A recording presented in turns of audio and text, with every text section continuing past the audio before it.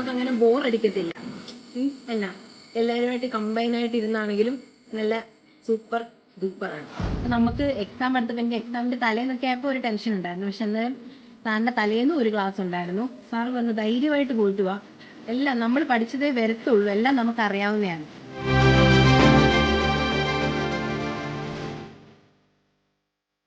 Hello, എൻ്റെ പേര് ഷീല മറിയം ചാക്കോ. ഞാൻ റീസെൻറ്റ് ഷാർജ എമോജി വിന്നറാണ്. ഞാൻ ഓയിസ്റ്റർ തിരുവല്ലയിലാണ് പഠിച്ചത്. ഇവിടെ വന്ന് പഠിച്ചുകൊണ്ട് മാത്രമാണ് ഞാൻ പാസ്സായത്. എക്സാം അതുകൊണ്ട് വളരെ ഈസി ആയിരുന്നു. പിന്നെ ഇവിടുത്തെ ക്ലാസ്സസ് സൂപ്പറാണ്. രാവിലെ 7:30 തൊട്ട് 5 PM വരെ ആണെങ്കിലും നമുക്കങ്ങനെ ബോറടിക്കത്തില്ല.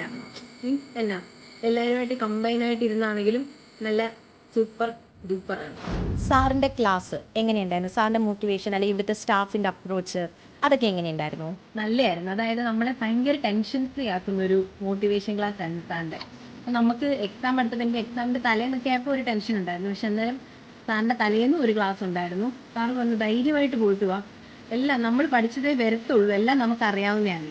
അതേപോലെ തന്നെ നല്ല എക്സാമും എല്ലാം നല്ല എളുപ്പമുള്ളതുമായി ആണെങ്കിലും എല്ലാവരും മാംസ് ഒക്കെ ആണെങ്കിലും ക്ലാസ് ഒക്കെ ആണെങ്കിലും നല്ല അടിപൊളിയായിരുന്നു. 10 ദിവസത്തെ ക്ലാസ് ആയിരുന്നു അതോ? അല്ല, എനിക്ക് ഷാർജയ്ക്ക് 5 ദിവസത്തെ ക്ലാസ് ആയിരുന്നു. പിന്നെ 6ാമത്തെ ദിവസത്തെ എക്സാം ആയിരുന്നു.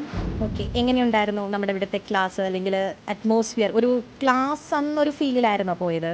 ക്ലാസ് എന്നൊരു ഫീലേ വന്നില്ല. കാരണം സാധാരണ നമുക്കൊരു രാവിലെ തൊട്ട് വൈകിട്ട് വരെയാകുമ്പോൾ നമുക്ക് എന്തായാലും ബോറടിക്കും. ഇതങ്ങനെ ഒരു ബോറിങ്ങേ ഇല്ല.